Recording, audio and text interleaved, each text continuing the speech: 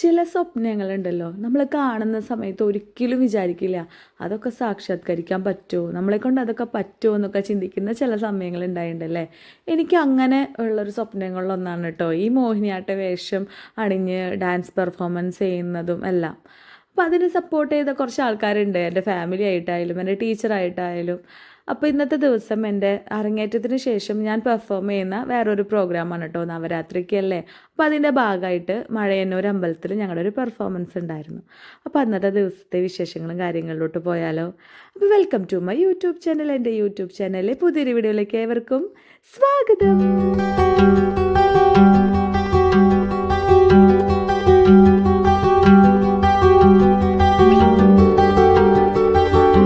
കുട്ടികൾ കൊച്ചായിരിക്കുമ്പോൾ തന്നെ അവരോടുള്ള ഡാൻസിനോടുള്ള ഇഷ്ടം അവരിങ്ങനെ പാട്ട് വെക്കുമ്പോഴൊക്കെ കളിക്കൂലേ. ഞാൻ പണ്ട് കളിച്ചതായിട്ടൊന്നും ആരും പറയുന്നൊന്നും കേട്ടിട്ടൊന്നുമില്ല കേട്ടോ. പക്ഷേ എനിക്ക് എൻ്റേതായ രീതിയിൽ ഓർമ്മ വെച്ച് പിന്നെ തന്നെയാണ് ഞാൻ ഡാൻസ് കളിച്ച് തുടങ്ങിയിട്ടുള്ളത്. അപ്പോൾ ഞങ്ങളുടെ ഇവിടുത്തെ ശിവൻ്റെ അമ്പലത്തിലാണ് ഞാൻ ഡാൻസ് കളിച്ച് തുടങ്ങിയിട്ടുള്ളത്. അപ്പോൾ ഞങ്ങൾ എന്താണെന്ന് വെച്ചാൽ ഉത്സവത്തിന് ആഘോഷങ്ങളുണ്ടാവുമല്ലോ, അതിൽ കലാപരിപാടികളിൽ ഞങ്ങളും ഞങ്ങളുടെ ഫ്രണ്ട്സൊക്കെ കൂടെ ഡാൻസ് കളിക്കും കേട്ടോ. അപ്പോൾ ഞങ്ങളിവിടെ അടുത്തുള്ളൊരു ഡാൻസ് സ്കൂളിൽ നിന്ന് അവരുടെ അച്ഛനും പഠിപ്പിക്കുന്ന ടീച്ചറും കൂടെ വന്നു, മോൾക്ക് നന്നായി കളിക്കാനുള്ള കഴിവുണ്ട്, ഡാൻസ് പഠിക്കാൻ വിടുമെന്ന് പറഞ്ഞിട്ട്. അപ്പോൾ അന്നാണെങ്കിൽ എനിക്ക് എപ്പോഴും കാല് കഴപ്പും കാര്യങ്ങളാണ്. അപ്പോൾ അച്ഛനമ്മയും പറഞ്ഞില്ലേ അവൾക്ക് എപ്പോഴും കാല് കഴിക്കണതാണ്, അപ്പോൾ അതുകൊണ്ട് ക്ലാസിക്കലാകുമ്പോൾ ചവിട്ടി കളിക്കാനുള്ളതല്ലേ, അപ്പോൾ പറ്റില്ല എന്ന് പറഞ്ഞിട്ട് അന്ന് വിട്ടില്ല കേട്ടോ. അന്ന് എനിക്കും വലിയ മോഹമൊന്നും ഉണ്ടായിരുന്നില്ല. അത് കഴിഞ്ഞ് പിന്നെ ഞങ്ങളുടെ ഇവിടെ അടുത്ത് ഡാൻസ് ടീച്ചർ വരുന്നുണ്ട്, പഠിക്കാൻ ആഗ്രഹമുണ്ടോ, എൻ്റെ ഫ്രണ്ട്സൊക്കെ പഠിക്കാൻ പോകുന്നുണ്ടെന്ന് പറഞ്ഞപ്പോൾ അപ്പോഴാണ് എൻ്റെ മനസ്സിൽ അങ്ങനെ ഒരു ആഗ്രഹം പൊട്ടിമുളച്ചതെന്ന് തന്നെ പറയാം. സ്കൂളിൽ യൂത്ത് ഫെസ്റ്റിവലിലൊക്കെ പിള്ളേർ കളിക്കുന്നതൊക്കെ കണ്ടിട്ടുണ്ട്, ഇങ്ങനെ വേഷം അണിഞ്ഞ് കാണുമ്പോഴൊക്കെ ഇഷ്ടമാണ്. പക്ഷെ അത് പഠിക്കാൻ പോകണം എന്നുള്ളൊരു ഇപ്പോഴത്തെ പിള്ളേരെ പോലെ വലിയ വലിയ ഇഷ്ടങ്ങളൊന്നും നമുക്കന്ന് ഉണ്ടായിരുന്നില്ല എന്നാണ് എനിക്ക് തോന്നുന്നത് കേട്ടോ. കാലഘട്ടം മാറും തോറും ഇഷ്ടങ്ങളിലൊക്കെ പല വ്യത്യാസങ്ങളും ഉണ്ടാവുമല്ലോ. അന്ന് ആ ടീച്ചർ വരുന്നുണ്ടെന്ന് പറയുകയും ചെയ്തു, എൻ്റെ ഫ്രണ്ട്സൊക്കെ പോകുന്നുണ്ടെന്നും പറഞ്ഞു. അപ്പോൾ പിന്നെ ഞാൻ എൻ്റെ ആഗ്രഹം വീട്ടിൽ അവതരിപ്പിച്ചപ്പോൾ അച്ഛനമ്മയും നല്ല രീതിയിൽ സപ്പോർട്ട് തന്നെ ചെയ്തു. എന്നാൽ പൊക്കോന്ന് തന്നെ പറഞ്ഞു കേട്ടോ. കൂടെ എൻ്റെ അനിയത്തിയും പഠിക്കാൻ വന്നിട്ടുണ്ടായിരുന്നേ. അപ്പോൾ ഞങ്ങൾ ഭരതനാട്യമായിരുന്നു അന്ന് പഠിച്ചിട്ടുണ്ടായിരുന്നത്. അപ്പോൾ ഞങ്ങളൊരു 1-2 വർഷമൊക്കെ അത് പഠിച്ച് ഞങ്ങൾ ഗുരുവായൂർ അരങ്ങേറ്റം നടത്തിയിട്ടോ. അന്നത്തെ കാലത്ത് അച്ഛൻ ശരിക്കും പറഞ്ഞാൽ അഫോർഡ് ചെയ്യാൻ പറ്റുന്ന രീതിയിലേക്കാളും മുകളിൽ തന്നെയായിരുന്നു അന്നത്തെ ഒരു എമൗണ്ട്.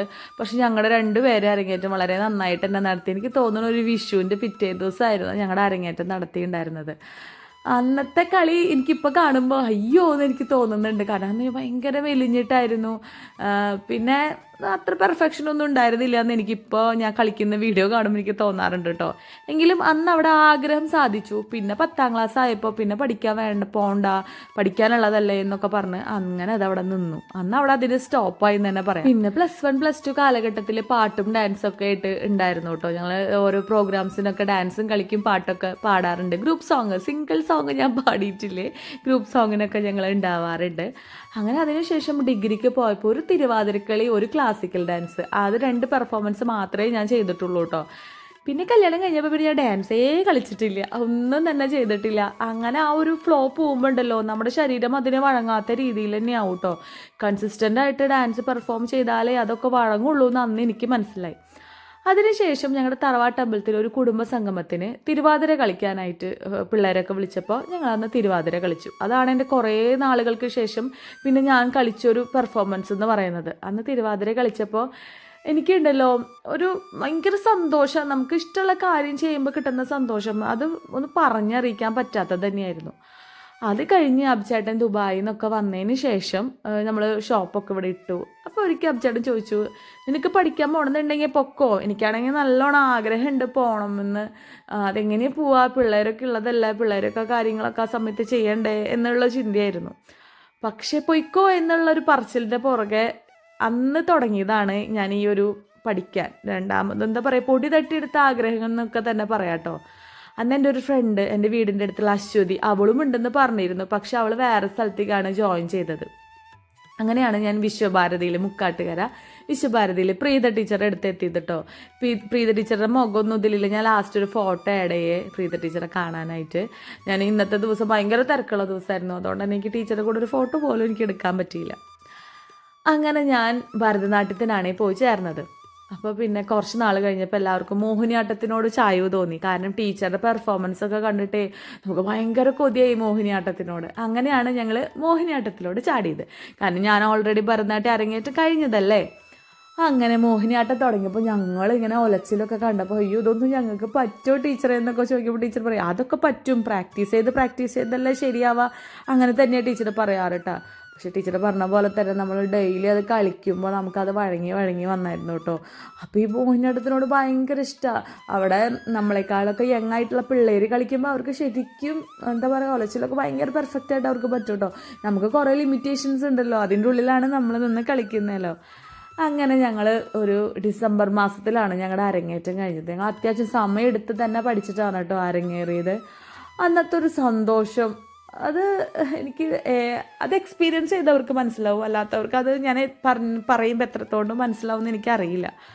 അങ്ങനെ ഞങ്ങളൊരു 7 പേര് ഞങ്ങളുടെ സ്വപ്ന സാക്ഷാത്കാരം തന്നെ പറയാൻ വന്ന്. അതിൽ ഏജ്ഡായിട്ടുള്ള ചേച്ചിമാരൊക്കെ ഉണ്ടായിരുന്നു കേട്ടോ. ഏജ്ഡ് എന്ന് പറഞ്ഞാൽ ഞാൻ അങ്ങനെയല്ല ഉദ്ദേശിക്കുന്നത്, അവരുടെ ഒരുപാട് ലിമിറ്റേഷൻസിൻ്റെ ഉള്ളിൽ നിന്നിട്ട് അവർ ആ പെർഫോമൻസ് നന്നായി തന്നെ ചെയ്തായിരുന്നു. അങ്ങനെ അതിന് ശേഷം വീണ്ടും അരങ്ങേറുന്ന ഒരു സ്റ്റേജാണ് കേട്ടോ ഇന്ന്. സത്യം പറഞ്ഞ പേടിയുണ്ട്, എനിക്ക് നല്ലോണം സ്റ്റേജ് ഫിയർ ഉള്ള ഒരാളാണ്. പക്ഷെ ആ ആഗ്രഹത്തിൻ്റെ മേൽ ആ പേടിയൊന്നും ഒന്നുമല്ല എന്നറിയില്ലേ. ഇങ്ങനെ മേക്കപ്പൊക്കെ ചെയ്ത് മോഹിനിയാട്ടത്തിൻ്റെ വേഷമൊക്കെ അണിഞ്ഞ് ചിലങ്കൊക്കെ കെട്ടി കളിക്കുമ്പോൾ കളിച്ച് കഴിഞ്ഞാലുള്ളൊരു സാറ്റിസ്ഫാക്ഷൻ ഉണ്ടല്ലോ, അത് ഭയങ്കരമാണ് കേട്ടോ. അതിന് നമുക്കിപ്പോൾ സപ്പോർട്ട് വീട്ടിൽ നിന്ന് സപ്പോർട്ട് ഉള്ളതുകൊണ്ട് തന്നെയാണ് അതൊക്കെ ചെയ്യാൻ പറ്റുന്നത്. അപ്പോൾ അന്നത്തെ ദിവസത്തെ ഒരു വ്ളോഗ് ഞാൻ പിടിക്കാണ്ടിരുന്നത് മോശമല്ലേ. കാലത്ത് തൊട്ടുള്ള വ്ളോഗൊക്കെ എടുക്കണമെന്ന് കരുതിയതാ. പക്ഷേ ഭയങ്കര ഹറിബറിയായി പോയി. വീട്ടിൽ ചോറും കൂട്ടാനൊക്കെ വെക്കേണ്ടേ, ഇവർക്ക് ഭക്ഷണം കഴിക്കണ്ടേ. അപ്പോൾ അതുകൊണ്ട് തന്നെ ഉച്ചയ്ക്കായിരുന്നു ഞങ്ങളന്ന് മേക്കപ്പ് തുടങ്ങിയിട്ടുണ്ടായിരുന്നത്. ഈവനിങ് 7 മണിക്കായിരുന്നു പ്രോഗ്രാമിൻ്റെ ടൈം. അപ്പോൾ ഞങ്ങൾ 2 മണിക്കായപ്പോൾ മേക്കപ്പ് സ്റ്റാർട്ട് ചെയ്തു. അപ്പോൾ അതൊക്കെ വീട്ടിലത്തെ കാര്യങ്ങളൊക്കെ തിക്കും തിരക്കുള്ളതുകൊണ്ടാണ് ഞാൻ കാലത്തോട്ടുള്ള വ്ളോഗ് ചെയ്യാതിരുന്നത്. മാത്രമല്ല വ്ളോഗ് എനിക്ക് മുഴുവനായിട്ട് അങ്ങോട്ട് എടുക്കാൻ പറ്റില്ല. ഞാൻ കൂടെ കൊണ്ടുപോയ ആമിയുടെ പല വീഡിയോസ് നിങ്ങൾ ഫ്രണ്ടിൽ കാണും. അവൾ നല്ല മടിച്ചായിട്ട് അവിടെ ഇരിക്കുകയായിരുന്നു. അതുകൊണ്ട് തന്നെ എനിക്ക് കുറേ വീഡിയോസൊന്നും അങ്ങനെ കിട്ടിയിട്ടൊന്നുമില്ല കേട്ടോ. പിന്നെ എന്താ പറയുക, ഇതൊക്കെ എനിക്ക് കണ്ടിരിക്കാമല്ലോ. ഈ വീഡിയോ ഒക്കെ പിന്നീടൊക്കെ കാണുമ്പോൾ എനിക്ക് ഭയങ്കര സന്തോഷമല്ലേ. അപ്പോൾ ഈ മേക്കപ്പ് ചെയ്യാനിരിക്കുമ്പോഴത്തെ ഒരു എക്സ്പീരിയൻസ് പറഞ്ഞാൽ ഞാനിങ്ങനെ എയർ പിടിച്ചിങ്ങനെ ഇരിക്കും. കാരണം ശ്വാസം ഇട്ട് കഴിഞ്ഞാൽ കയ്യെങ്ങാനും തട്ടിയിട്ടൊക്കെ പരന്നാലോ എന്നൊക്കെയാണ് കേട്ടോ എൻ്റെ ചിന്ത. അപ്പോൾ ഈ രണ്ടാമത്തെ പെർഫോമൻസിന് ഞങ്ങൾ 4 പേരായിരുന്നു കേട്ടോ കളിക്കാനുണ്ടായിരുന്നത്. ഞാൻ, സന്ധ്യേച്ചി, പിന്നെ പ്രസീത, പിന്നെ രേഖ ചേച്ചി, അങ്ങനെ ഞങ്ങൾ 4 പേരായിരുന്നേ. അപ്പോൾ ഞങ്ങളൊരു ചൊൽക്കെട്ടും പിന്നെ ഒരു പദം കറുകറെ കാർമുകിൽ അതാണ് കേട്ടോ കളിച്ചിട്ടുണ്ടായിരുന്നത്. അങ്ങനെ ഞങ്ങൾ മേക്കപ്പൊക്കെ സ്റ്റാർട്ട് ചെയ്തു. അപ്പോൾ അങ്ങനെ ഓരോരുത്തർ ചിലർ ഇങ്ങനെ പൗഡറുടെ മേക്കപ്പ് ചെയ്യാനിരിക്കും, ചിലർ കണ്ണെഴുതാനിരിക്കും. അങ്ങനെ 2 പേരാ മേക്കപ്പ് ചെയ്യാണ്ടായിരുന്നേ കേട്ടോ. മേക്കപ്പ് ചെയ്തത് വിജീഷ് മാഷും വിനീത് മാഷും ആയിരുന്നു കേട്ടോ. ഇവർ തന്നെയായിരുന്നു ഞങ്ങളുടെ അരങ്ങേറ്റത്തിൻ്റെ ടൈമിലും മേക്കപ്പ് ചെയ്തത്. അതുകൊണ്ട് തന്നെ നമുക്ക് ഒരു നല്ല പരിചയമാണ്. പിന്നെ ഭയങ്കര ഫ്രണ്ട്ലി ആണ് കേട്ടോ മേക്കപ്പ് ചെയ്യുന്നത്. നല്ല മേക്കപ്പുമാണ്, നല്ല അടിപൊളിയായിട്ട് ചെയ്യും. നമ്മൾ വിയർത്താലും ഒന്നും മേക്കപ്പിന് ഒരു കുഴപ്പവും പറ്റില്ല. നമ്മളിപ്പോൾ ഡാൻസ് കളിക്കുമ്പോൾ ഒക്കെ നമുക്ക് അത്യാവശ്യം വിയർപ്പും കാര്യങ്ങളൊക്കെ വരുമല്ലോ, ഒരു കുഴപ്പവും ഉണ്ടായിരുന്നില്ല കേട്ടോ അരങ്ങേറ്റത്തിന്. ഞങ്ങൾ എത്ര പെർഫോമൻസ് ചെയ്തായിരുന്നിട്ട് പോലും അതിന് ഒരു അനക്കം ഉണ്ടായിരുന്നില്ല. അന്നത്തെ ദിവസം മോഹിനിയാട്ടം, ഭരതനാട്യം, കുച്ചിപ്പുടി അങ്ങനെ 3 തരത്തിലുള്ള പെർഫോമൻസ് ഉണ്ടായിരുന്നു കേട്ടോ. ഞങ്ങളുടെ അല്ലേ, മറ്റുള്ള കുട്ടികളുടെ. അപ്പോൾ അരങ്ങേറ്റം കഴിഞ്ഞ കുറച്ച് കുട്ടികൾ, ആമിയുടെ ഫ്രണ്ടാണ് കേട്ടോ, ശ്രീനന്ദ. അപ്പോൾ അവരുടെയൊക്കെ പെർഫോമൻസ് ഉണ്ടായിരുന്നു കേട്ടോ. അപ്പോൾ ഞങ്ങളിതേ റെഡിയൊക്കെ ആയി അമ്പലത്തിലേക്ക് വന്നു കേട്ടോ. നെഞ്ചിങ്ങനെ പടപടാ ഇടിക്കാന്ന് പറയില്ലേ, കളിക്കുന്നതിൻ്റെ എക്സൈറ്റ്മെൻറ്റ് പ്ലസ് കളിക്കുന്നതിനുള്ള പേടി, അത് രണ്ടും കൂടെ മിക്സ് ചെയ്തിട്ടുള്ളൊരു എക്സ്പീരിയൻസ് എന്ന് പറയില്ലേ. പിന്നെ ഇങ്ങനെ കയ്യിൽ ആൾട്ടിക്കിടുമ്പോഴത്തെ സന്തോഷം ഉണ്ടല്ലോ, അത് ഭയങ്കര. അതെ, ഞാനിങ്ങനെ ഭയങ്കര സന്തോഷം എന്ന് പറയുന്നത് അത് ഭയങ്കര സന്തോഷമുള്ളതുകൊണ്ട് തന്നെയാണ് കേട്ടോ. കാലുമൽ നിന്നൊക്കെ ഞാൻ മുഴുവനായിട്ട് ഉറച്ച് കളയില്ല, അത് നന്നായി ഉറച്ചാലേ പോവുള്ളൂ. ഞാൻ 2 ദിവസം കാലുമലത്തെ കളർ കണ്ട് സന്തോഷിക്കാന്ന് പറഞ്ഞിട്ട് പക്ഷെ കയ്യിലത്തൊക്കെ കളയും കേട്ടോ ഭക്ഷണം കഴിക്കുമ്പോൾ, അല്ലെങ്കിൽ അതൊക്കെ പഠനം. അപ്പം ഇനി നിങ്ങൾ എൻ്റെ ഡാൻസ് പെർഫോമൻസ് കണ്ടിട്ട് വായും.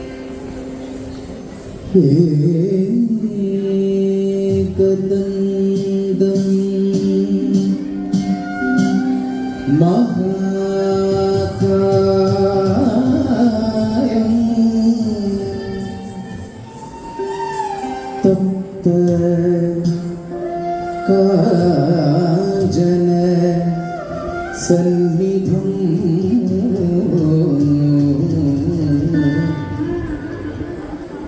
ലംബോദരം വിശാ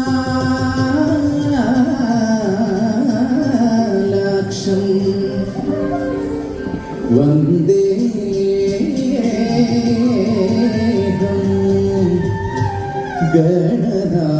ഗണനായകം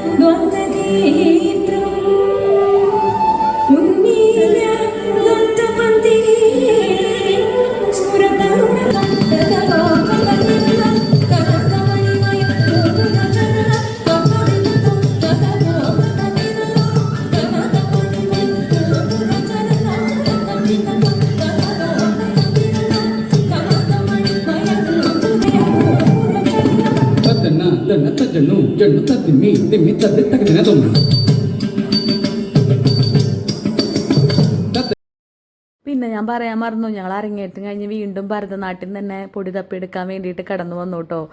അതുകൊണ്ട് തന്നെ മോഹിനിയാട്ടത്തിൻ്റെ പ്രാക്ടീസ് അവിടെ നിന്നു. അപ്പം ഞാൻ നേരത്തെ പറഞ്ഞില്ലേ, സ്ഥിരമായിട്ട് പ്രാക്ടീസ് ചെയ്താലേ ആ സംഭവം നമ്മുടെ കയ്യിലുള്ളിൽ ഒതുങ്ങി നിൽക്കുള്ളൂ. അപ്പം അതുകൊണ്ട് തന്നെ 2 ആഴ്ച കൊണ്ടാണ് കേട്ടോ ഞങ്ങളിപ്പോൾ ഈ പെർഫോമൻസിന് വേണ്ടിയിട്ടൊന്ന് പ്രാക്ടീസൊക്കെ ചെയ്തത്. അപ്പോൾ ഒന്നുകൂടി സ്റ്റെപ്പൊക്കെ ഒന്ന് ഓർമ്മപ്പെടുത്താം. 2ാമത് ക്ലാസിക്കൽ പഠിക്കാൻ ചേർന്ന് പിന്നെയാണ് കേട്ടോ മറ്റുള്ള സിനിമാറ്റിക് ഡാൻസ് ആയാലും ഇപ്പോൾ റീൽസ് എടുക്കുമ്പോൾ ഒക്കെ നമ്മൾ കളിക്കില്ല, ആ സ്റ്റെപ്പുകളൊക്കെ വഴങ്ങി തുടങ്ങിയത് എനിക്ക് 2ാമത് തുടങ്ങിയപ്പോഴാണ്. എൻ്റെ ബോഡി ഭയങ്കരമായിട്ട് സ്റ്റിഫായിട്ടുണ്ട്. കളിച്ച എല്ലാ പെർഫോമൻസൊന്നും ഞാനിതിൽ ആഡ് ചെയ്തിട്ടില്ലേ മറ്റുള്ള കുട്ടികളുടെ, കാരണം ഭയങ്കര ലെങ്ത് ആയി പോവും. പിന്നെ അത് ആഡ് ചെയ്യുന്നതുകൊണ്ട് എല്ലാവർക്കും ഇഷ്ടപ്പെടണം എന്നില്ലല്ലോ, അതൊരു കാര്യമല്ലേ. നമ്മുടെ ഡാൻസ് നമുക്ക് ആഡ് ചെയ്യാമല്ലോ, നമുക്ക് ആരുടെ ചോദിക്കേണ്ടല്ലോ. അങ്ങനെ ഞാൻ കുറച്ച് ബിറ്റായിട്ട് എല്ലാവരും ഞാൻ ചെറിയ രീതിയിൽ ഇതിൽ ആഡ് ചെയ്യുന്നുണ്ട്.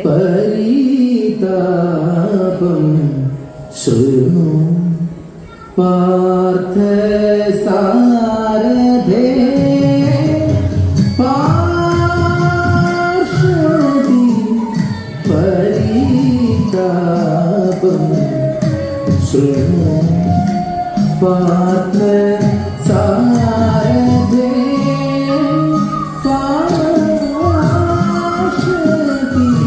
കർക്കിടകത്തെ വരെ തുടം തുടം തുടം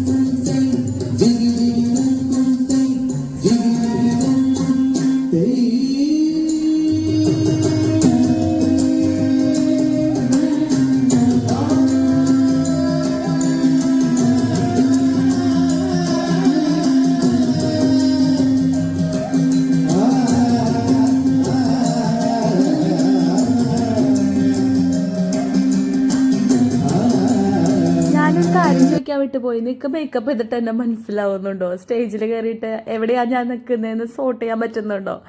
അങ്ങനെ ഞങ്ങൾ ഡാൻസൊക്കെ കഴിഞ്ഞ് തിരിച്ച് വീട്ടിൽ വന്നു. അപ്പോൾ ചിലങ്ക എനിക്ക് അബ്ചേട്ടൻ ഊരി തരാണ് കേട്ടോ. ഈ ചിലങ്ക എനിക്ക് മേടിച്ച് തന്നത് അബ്ചേട്ടനാണ്.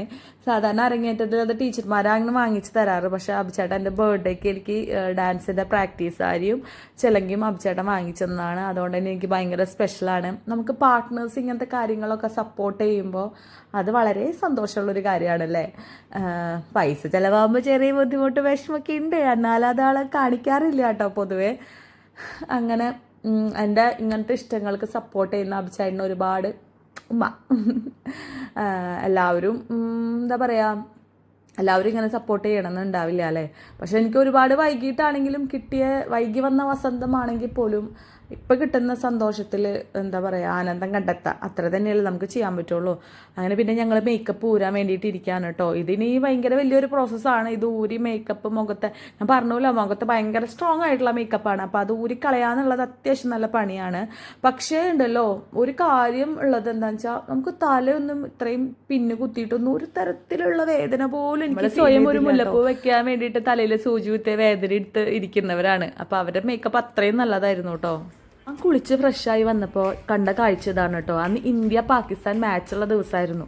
എൻ്റെ പൊന്നെ അബ്ചേട്ടൻ ഇങ്ങനെ ഡാൻസ് കളിക്കുന്നുണ്ട്. ഇങ്ങനെ എന്ത് പറ്റിയെന്ന് വന്ന് ഞാൻ ഓടി വന്ന് നോക്കിയത്. അപ്പോഴാണ് ഞാൻ ജയിച്ചതിൻ്റെ ആണെന്ന് എനിക്ക് മനസ്സിലായി. അപ്പോൾ ഞാൻ വേഗം ഫോൺ എടുത്തിട്ട് ഷൂട്ട് ചെയ്തതാണ് കേട്ടോ. ഒരു വിധത്തിലെല്ലാം ഷോണത്തിൽ കഴിഞ്ഞു ഗൈസ്.